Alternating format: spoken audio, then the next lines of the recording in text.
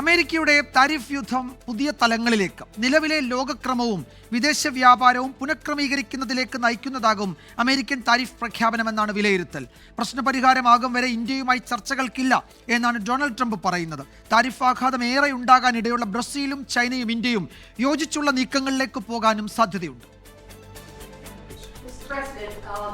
Just to follow up on the India tariffs, do you expect increased trade negotiations, since you've announced the 50% tariff? No, not until we get it resolved.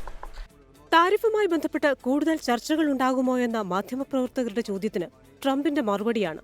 ഈ മാസം 25-ന് തുടർ ചർച്ചകൾക്കായി American സംഘം ഇന്ത്യയിലെത്താനിരിക്കവെയാണ് കാര്യങ്ങൾക്ക് തീരുമാനമാകാതെ ഒരു ചർച്ചയ്ക്കുമില്ലെന്ന് Trump പറഞ്ഞത്.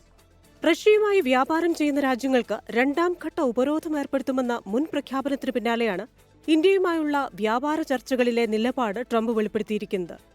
March മുതൽ 6 round ചർച്ചകൾ നടന്നിരുന്നെങ്കിലും അന്തിമ ധാരണയായിരുന്നില്ല. അമേരിക്കൻ ഉൽപ്പന്നങ്ങൾക്ക് ഇന്ത്യയിൽ വിലക്കേതുമില്ലാത്ത വിപണി ഉറപ്പാക്കാനും കുറഞ്ഞത് $500 ബില്യൺ നിക്ഷേപം അമേരിക്കയിലേക്ക് ഒഴുക്കാനുമുള്ള ട്രംപിന്റെ സമ്മർദ്ദ തന്ത്രമാണിതെന്ന വിലയിരുത്തലുമുണ്ട്. മറുപക്ഷത്ത് ട്രംപിന്റെ നീക്കങ്ങൾക്ക് മറുതന്ത്രം മെനയുകയാണ് ബ്രിക്സ് കൂട്ടായ്മ. അമേരിക്കൻ നീക്കത്തിനെതിരെ ചൈനീസ് വിദേശകാര്യമന്ത്രിയും ഇന്ത്യയിലെ ചൈനീസ് അംബാസിഡറും രംഗത്തെത്തിയിട്ടുണ്ട്.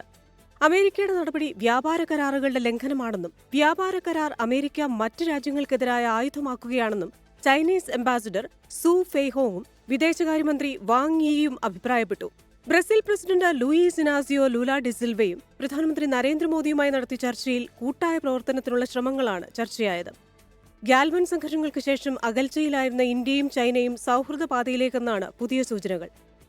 ഒന്നുറങ്ങി എഴുന്നേൽക്കുമ്പോഴേക്കും പുതിയ തീരുമാനങ്ങളുമായെത്തുന്ന ട്രംപിന്റെ അടുത്ത നീക്കം ഉറ്റുനോക്കുകയാണ് ലോകം. Business desk 24.